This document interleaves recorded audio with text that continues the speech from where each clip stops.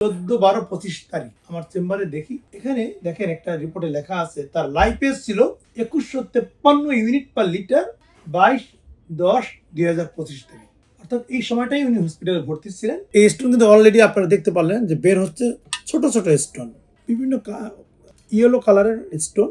এই স্টোন দিয়েই ওনার এমন সমস্যা হলো যে হসপিটালে ভর্তি হইতে হলো এবং বেশ কয়েকবার ওনার ব্যথা হয়েছে। বাসায় যাওয়ার পর কিন্তু এই 2 মাস ধরে উনি শুধু ব্যথায় নিয়েছিলেন। আসসালামু আলাইকুম, আশা করি দর্শক মণ্ডলী ভালো আছেন। আমি ডাক্তার মোস্তাফিজুর রহমান, সহযোগী অধ্যাপক, হেপাটোবিলিয়ারি পেনকিয়াটিক সার্জারি, বর্তমানে জাতীয় গ্যাস্ট্রোলিভার ইনস্টিটিউট ও হাসপাতালে কর্মরত আছি। আমি এইমাত্র একজন ইয়াং ফিমেল পেশেন্টের পিত্তথলির ল্যাপারোস্কোপির মাধ্যমে সার্জারিটি করেছি। আসলে এই রোগীর কি ঘটেছিল এই বিষয়টা আপনাদেরকে একটু শেয়ার করতে চাই, যার মাধ্যমে আপনাদের কাছে খুব গুরুত্বপূর্ণ একটি মেসেজ যাবে এবং সেটি আপনারা যদি বুঝে থাকেন আশা করছি অন্যদেরকেও শেয়ার করবেন। উনি একজন ইয়াং ফিমেল পেশেন্ট। 3 মাস আগে ওনার পেটে ব্যথা হয়, হালকা ব্যথা হয়। তার ঠিক 1 সপ্তাহ পরে ওনার প্রচণ্ড পেটে ব্যথা হয়। তখন ঢাকার কোনো একটা হসপিটালে ভর্তি হন।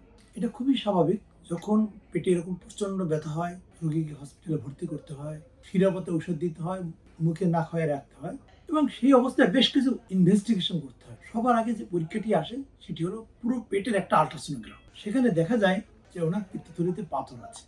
কিন্তু পিত্তথলি পাথর হলে ব্যথার মাত্রা ডেফিনেটলি অনেক সময় বেশি হয়, সেটি পেটের উপরিভাগের ডান দিকে এবং অনেক সময় কাঁধের দিকে যায়। কিন্তু ব্যথার মাত্রা যখন অত্যন্ত বেশি, যে ব্যথাটা অনেকটা আনবিয়ারেবল এবং সাথে বমি থাকে, তখন অনেক সময় আমরা ধারণা করি যে হয়তোবা পিত্তথলিতে থাকা যে পাথর তার কোনো একটা বা দুইটা নিচের দিকে নেমে এসে প্যানক্রিয়াটাইটিস করছে। স্বাভাবিকভাবেই এই অবস্থায় চিকিৎসকরা আরো কয়েকটা পরীক্ষা দিয়ে থাকেন। সেটি হলো সিরাম লাইপেজ, অ্যামাইলেজ এবং লিভার ফাংশন টেস্ট। লাইপেজ এবং অ্যামাইলেজ এই অবস্থায় অবশ্যই করতে হবে। এর কারণ হলো এই যে পিত্তথলিতে পাথর ছিল সে কারণে ব্যথা নিয়ে হসপিটালে ভর্তি হলো, কিন্তু ব্যথার মাত্রা যেহেতু অনেক বেশি, এটা দিয়ে বোঝা যায় হয়তো পাথর নিচের দিকে মাইগ্রেট করে প্যানক্রিয়াটাইটিস করছে। তখন এই লাইপেজ এবং অ্যামাইলেজ অনেক বেশি বেড়ে যাবে। একটু যদি পেশেন্টের ফাইলটা আমি দেখাই, ওনাকে আমি 14/12/25 আমার চেম্বারে দেখি, এখানে দেখেন একটা রিপোর্টে লেখা আছে তার লাইপেজ ছিল 2153 ইউনিট পার লিটার 22/10/2025 থেকে।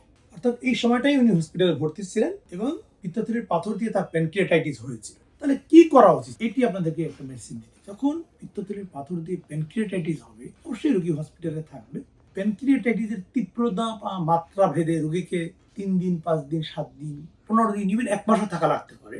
সেটি কোনো গুরুত্বপূর্ণ বিষয় না। আজকে যে মেসেজটি দিতে চাই সেটি হলো, রোগী যখন অনেকটা সুস্থ হয়ে উঠবেন, প্যানক্রিয়াসটা স্বাভাবিক হবে, অর্থাৎ রোগী যখন হসপিটাল থেকে ডিসচার্জ নিয়ে বাসায় যাবেন ঠিক তার আগের দিন ল্যাপারোস্কোপির মাধ্যমে পিত্তথলিটা ফেলে দিতে হবে। কারণ হলো এই যে তার প্যানক্রিয়াটাইটিসটা ঘটেছিল সেটি কিন্তু পিত্তথলিতে থাকা পাথর দিয়ে।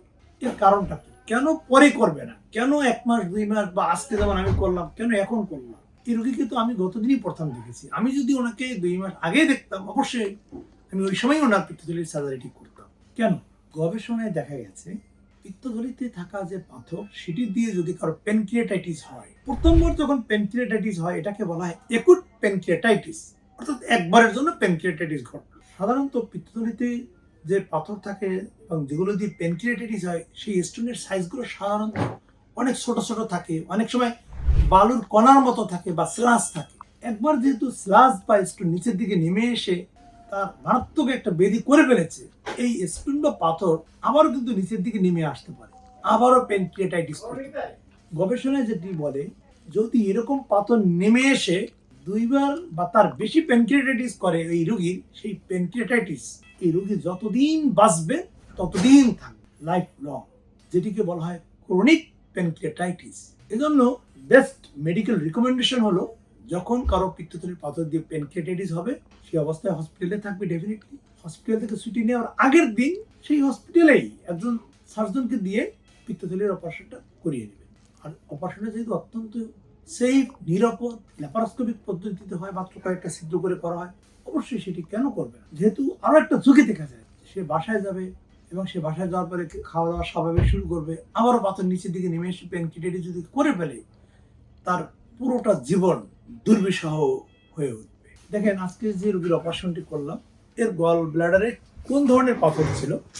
খুব বেশি বড় পাথর থাকার কথা না। আমি আগেই বলেছিলাম যে পিত্তথলিতে পাথর যদি সাইজে ছোট থাকে বা অনেক সময় স্লাস, সাধারণত সেই স্টোন বা স্লাস নিচের দিকে নেমে এসে পিত্তনালীতে চলে আসে এবং পিত্তথলির পাথর করে। দেখেন এই স্টোন কিন্তু অলরেডি আপনারা দেখতে পারলেন যে বের হচ্ছে ছোট ছোট স্টোন, বিভিন্ন ইয়েলো কালারের স্টোন। এই স্টোন দিয়েই ওনার এমন সমস্যা হলো যে হসপিটালে ভর্তি হইতে হলো এবং বেশ কয়েকবার ওনার ব্যথা হয়েছে। বাসায় যাওয়ার পর কিন্তু এই 2 মাস ধরে উনি শুধু ব্যথায় নিয়েছিলেন। অবশেষে কোনো একজনের মাধ্যমে আমার সন্ধান পেয়েছেন। আমি দেখা মাত্রই আজকে অপারেশনটি করে দিলাম। সুতরাং আপনাদের কারো পরিচিত কোনো রোগীর যদি এইরকম পরিস্থিতির শিকার হয়, তার পিত্তথলির পাথর নিয়ে হসপিটালে ভর্তি হওয়ান এবং সে অবস্থায় যদি তার অ্যাকুট পেনকিয়াটাইটিস ডায়াগনোসিস হয়, অবশ্যই অতি দ্রুত সময়ের মধ্যে পিত্তথলির সার্জারিটি করিয়ে নেবেন, নতুবা সারা জীবনের জন্য সে রোগী হয়ে যেতে পারে। আশা করছি ভিডিওটি আপনাদের ভালো লাগবে। যদি ভালো লাগে এটি অন্যান্যদের মাঝে এটি শেয়ার করে তাদেরকেও জানতে সহযোগিতা করবে। ভালো থাকুন। আল্লাহ হাফেজ।